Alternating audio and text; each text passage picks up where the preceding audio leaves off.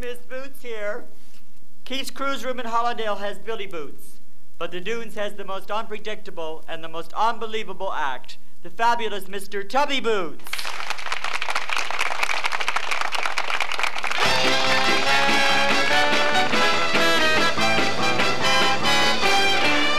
Well, this is one of those songs that you hear now and then. You don't know just where and you don't know just when. It's one of those songs that are over and then.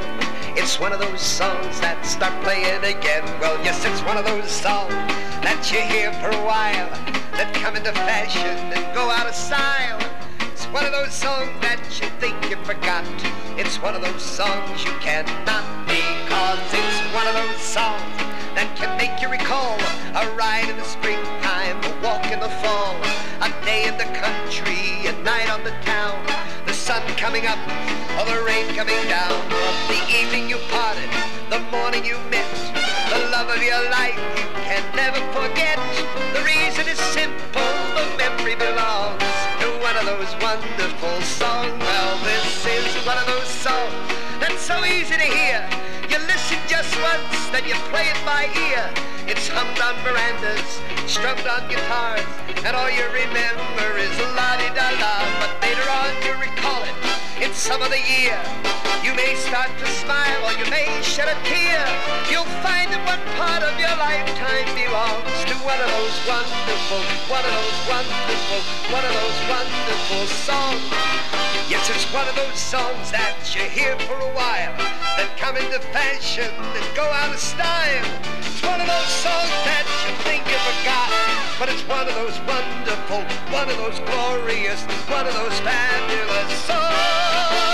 One of those fabulous, one of those glorious, one of those wonderful songs. That's it.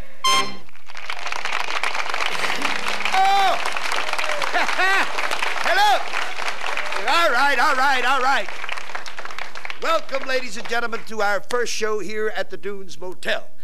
And first of all, I want to find out how many of you folks have never seen me in a nightclub. Would you raise your hand? Yeah!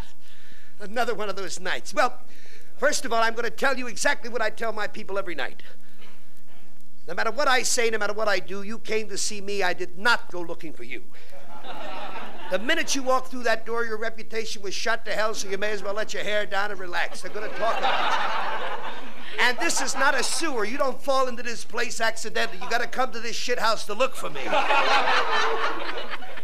Oh, I tell you, it's really surprising when people come in because they hear about you. They don't know what you do. They say, let's go see that man with the big tits and the dirty mouth. And I just can't be pictured at my burial with somebody doing a eulogy saying, we'll go see the guy with the big tits and the dirty mouth. I also have a small schmuck and a big tuchus, but they don't mention that. But I will say this, if you ladies will be kind enough to keep your legs closed and your ears open, you'll learn more from me than you will humping the schmucks you married the rest of your life.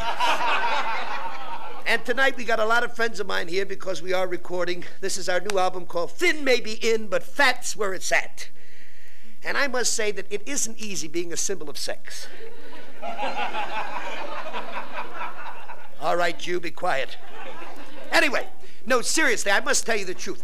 If you're not getting more than me, you're not getting any. I read a book one time where an elephant gets laid every 9 years, and I can vouch for that. But I've only got another month to wait. And so that you understand each other, I pick on all nationalities. My own people, the Jews, we laugh at anything for money. The Italians, because they're happy people. The Polacks, because they don't give a shit. And the Negro, because they have a will to be accepted, like the colored guy that had diarrhea and thought he was melting.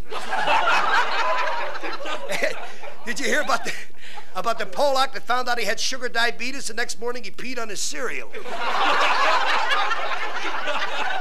I love the one about a guy goes into the doctor's office, he drops his pants, he said, "Doctor, look at that." He said, "It's very nice, but I'm a dentist." He said, "I know, schmuck, I got a tooth in it." So you heard it, lady. What can I tell you? One lady just pushed another lady. Anyway, I got to tell you, I heard this the other day. It's a true story, true story.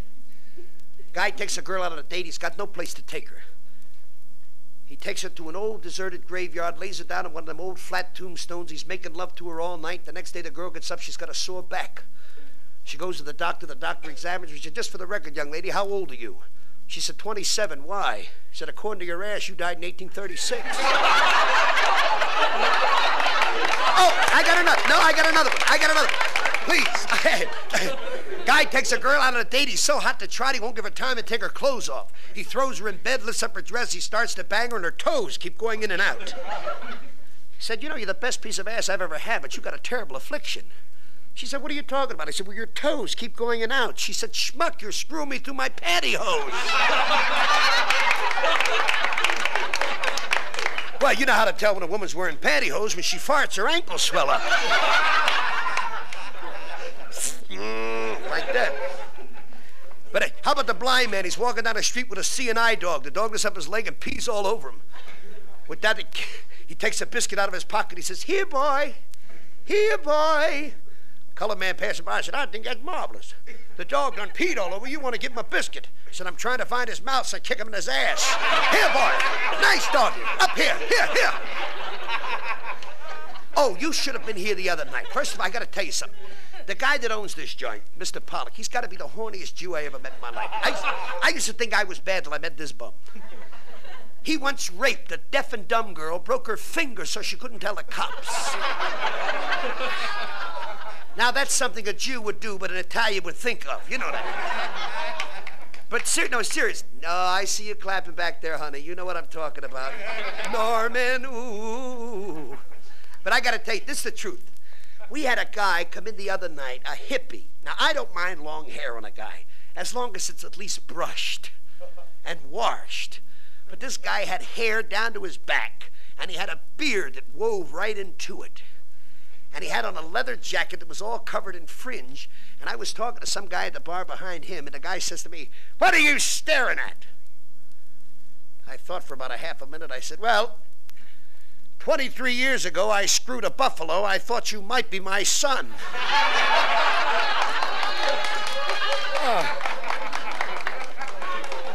But you learn things. The more you're in show business, the more you learn things. I just found out the other night why we have wet dreams. No, the Sandman sucks. I didn't know that. I always thought it was the tooth fairy. You put a quarter under your pillow, you get wet, and you get dinner.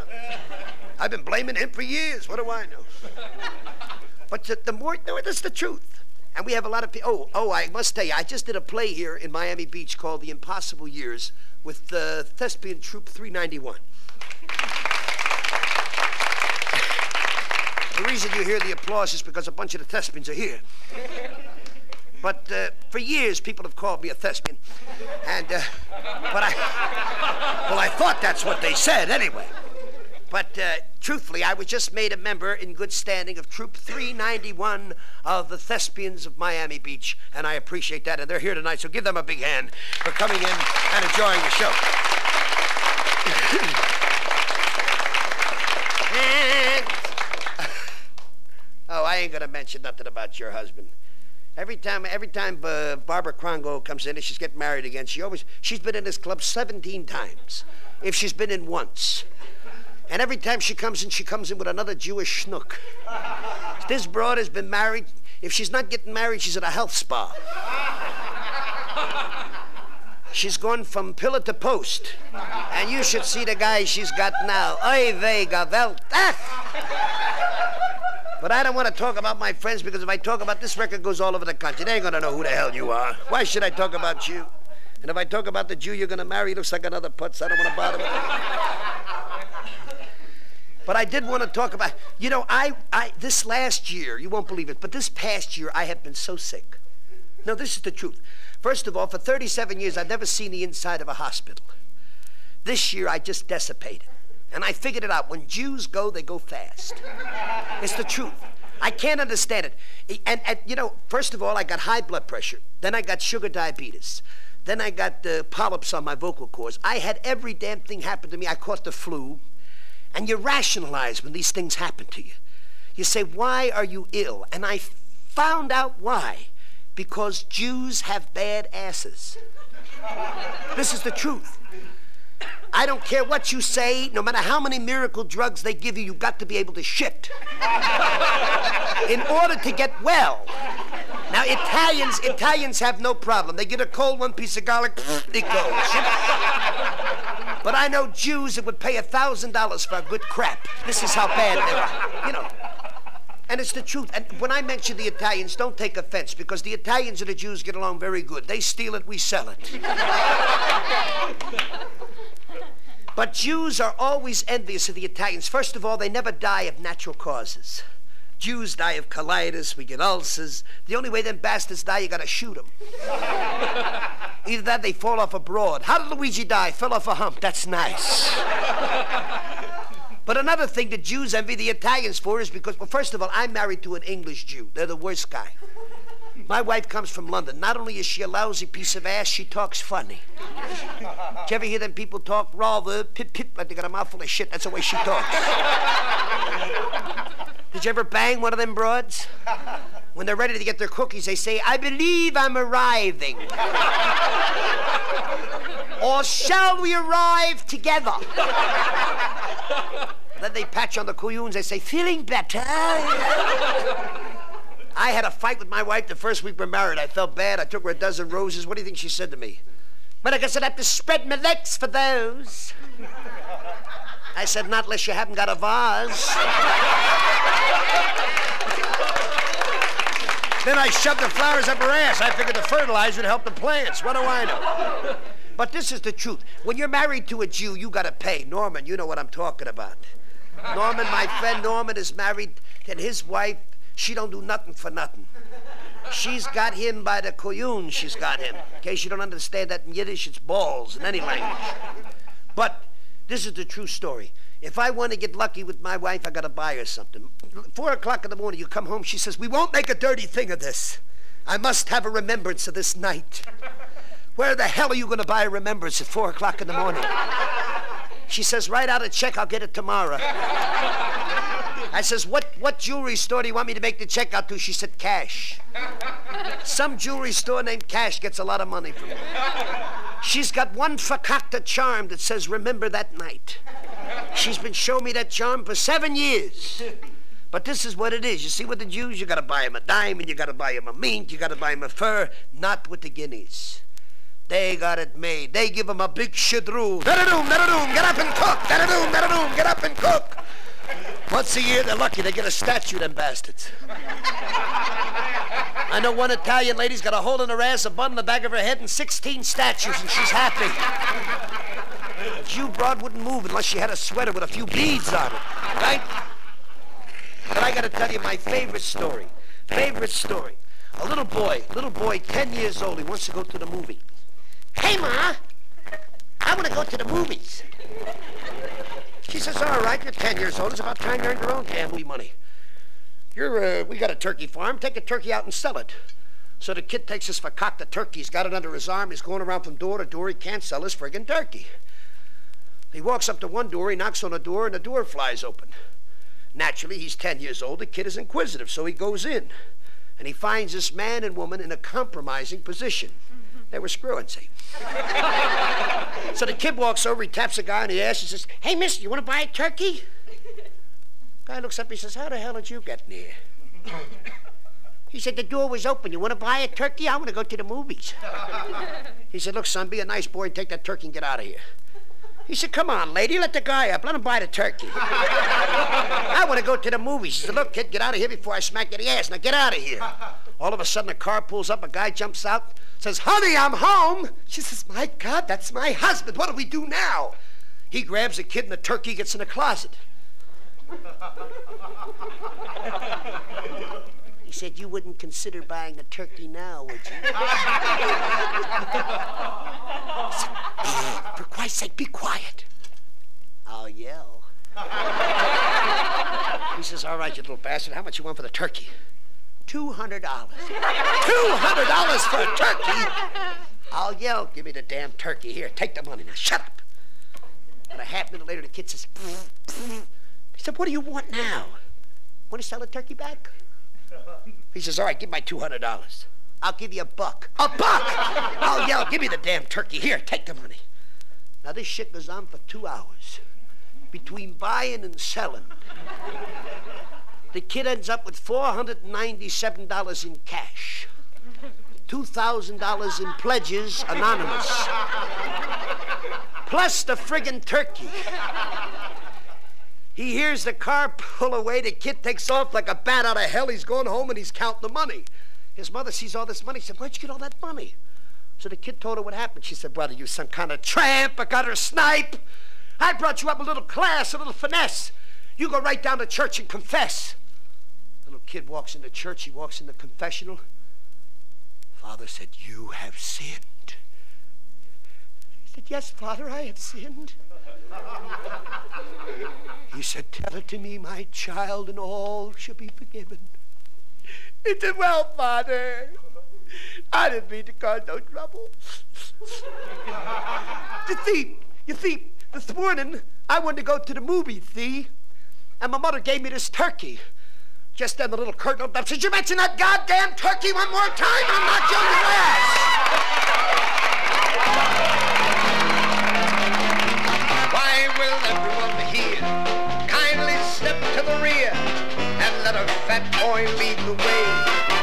Why, here's where we separate notes from the noise, men from the boys, rose from the poison ivy, back in the bunch. I came up with a hunch.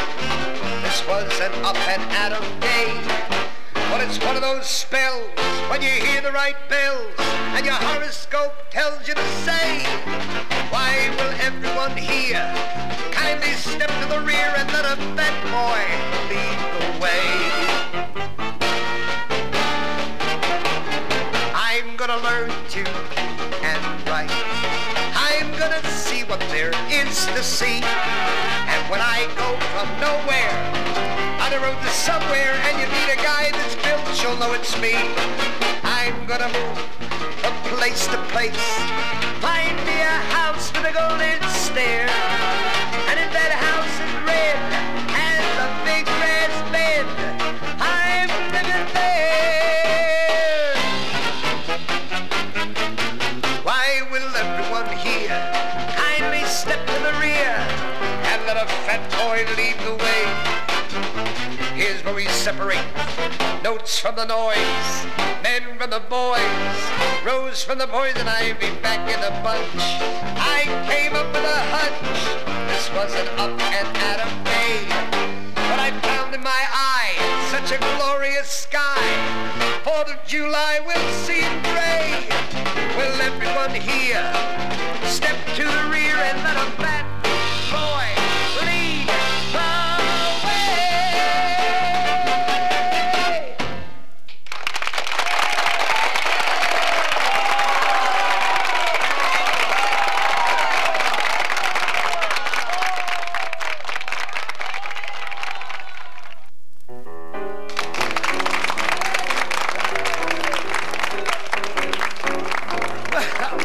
Here we are.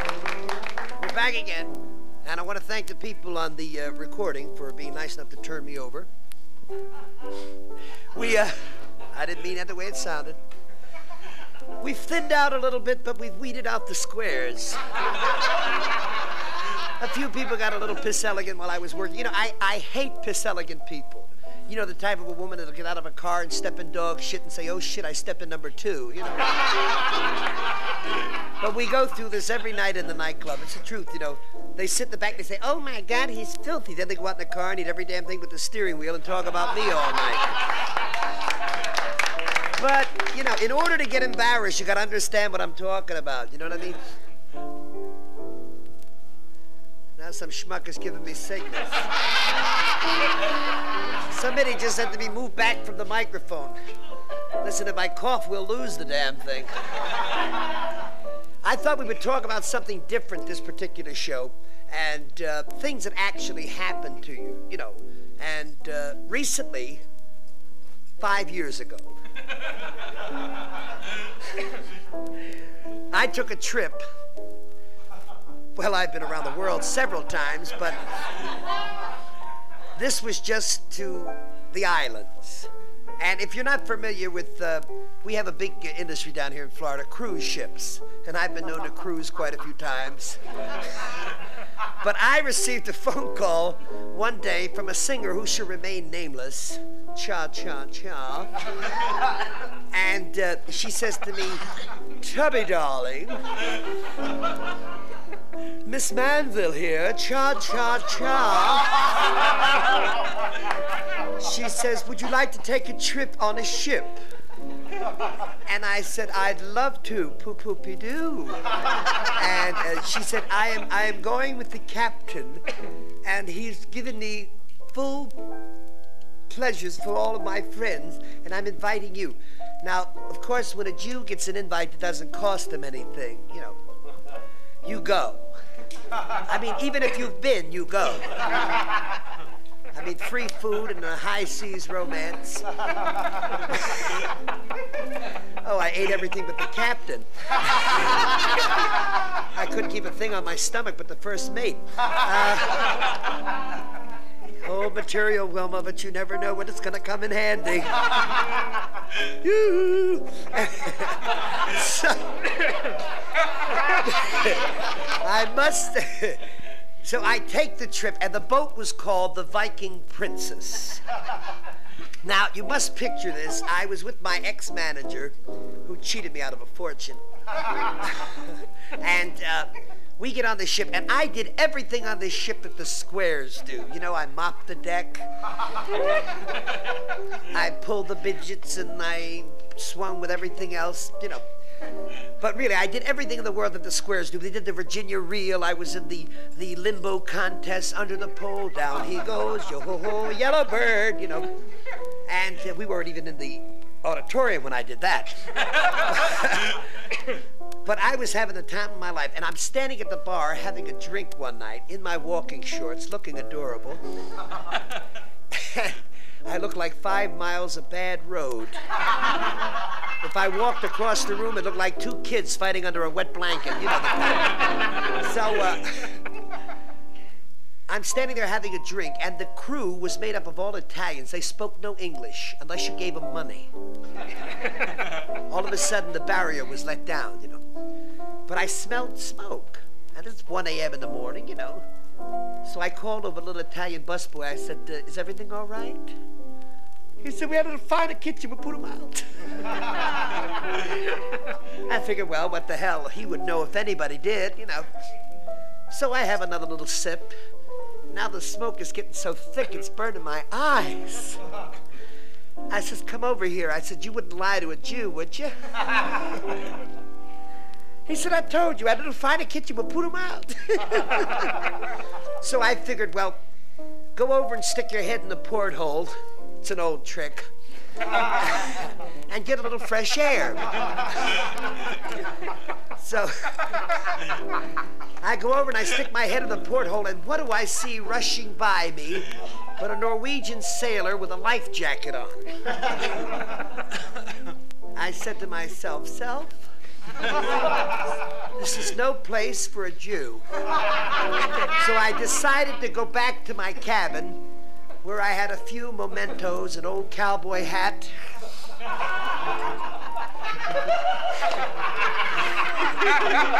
and a few things that I wanted to take with me. I said, if I ever go down, I want to have my hat with me. So I'm walking along the corridors, going to pick up the Brathman Special. And that's when the bell goes off. I said, oh my God. Oh, sure you got a headache. Control yourself. And you know the things you think about when tragedy strikes. I remember that the day we had the lifeboat drill, I told the captain that the jacket wouldn't fit me. And he just snickered and said, don't worry, you'll never need it. So now I get to go to my cabin, and they have locked the doors automatically, and they're flooding the cabins. Now, I go up to the top deck where I was stationed, and I was right beside the swimming pool. And you know, you're nervous. You see flames shooting out, and you hear SOS, beep, beep, beep, SOS, beep, beep, beep, you know. So I'm dipping my toes in the water because the ship is starting to get hot, you know. And I got nervous, you know, And I had given up smoking, you know. But I was so nervous, I had to start smoking again. So I lit a cigarette, and one of the Italian crew members came over and said, "Stop smoking, no smoking, no smoking." I said, "Why the hell did you tell it to the fucking ship?" Oh, I was mad. And I never say ship. I was so upset. And you know, it's terrible what goes through your mind, because first of all, they can't abandon ship until the captain gives the orders. And nobody can find him. But I know where he is. He's with Cha-Cha-Cha. Now, I am torn between whether I should tell out my friend's trysts or go down with the ship. Just as I'm about to give her ass a boost, here comes the captain. And he's decided that he's now going to try to put the fire out. So naturally, me being the original Charlie Tuna, chicken of the sea, I jump in the lifeboat. Somebody says, "Women and children first." I said, "Piss on you, buddy. You stick on the deck and kiss Barbara Stanwyck." I saw that picture. The last thing I remember, some schmuck with a beard named Ahab stuck an arrow in my ass and yelled, "Get the white whale." But these are the things that happen. You know, you can talk about things that happen to you every day. You wouldn't believe it. But people ask me how I started in show business. Originally, I was a song plugger. I wrote quite a few songs. John, give me an arpeggio. You've changed. The pimples on your ass are gone. And then I wrote one for Buddy Boyle. What's that in your mouth, Alfie? And I wrote one for me. Pardon me, miss, but I've never done this to a real live girl. Animals, yes, and myself, I guess, but no real live girl. Pardon me, please, if I buckle my knees and I feel a breeze through my BVDs. Don't cause a stir, I prefer him to her than a real live girl.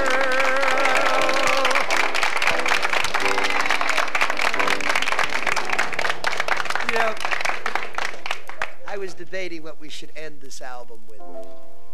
And first of all, I gotta check, how much time have I got?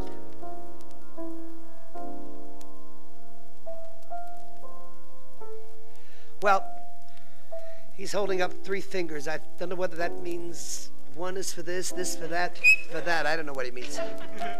But my years in the business, I've been in show business for 30 years.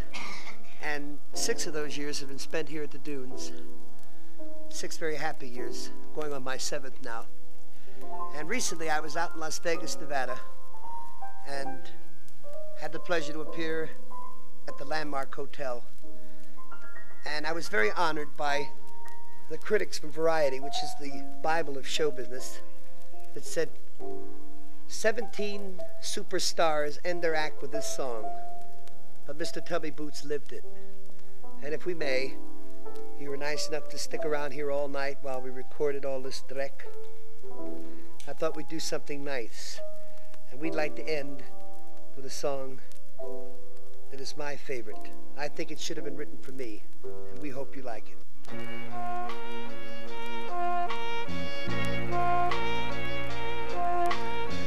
Funny how a lonely day can make a person say, what good is my life?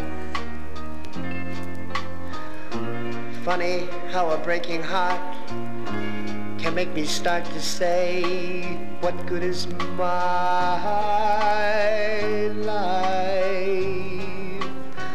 Funny how it often seems I'm never gonna find another dream in my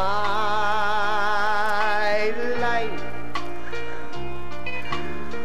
But still I look around and see this great big world is part of me and my life.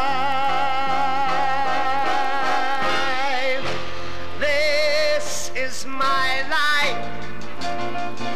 Today, tomorrow love will come and find me, 'cause that's the way that I was born to be. This is me. This is me. This is my life. And I don't give a damn for lost emotion, 'cause such a lot of love I've got to give. Let me live. Let me live.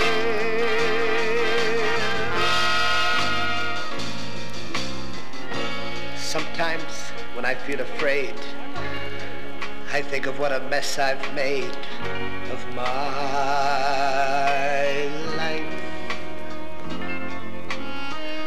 Then I keep crying over my mistakes, forgetting all the breaks I've had in my life. But I was put on earth to be a part of this great world as me and my life. So I guess I'll just add up the score and count the things I'm grateful for in my life. This is my life. Today, tomorrow love will come and find me, 'cause that's the way that I was born to be. This is me. This is me. This is my life. And I don't give a damn for lost emotion,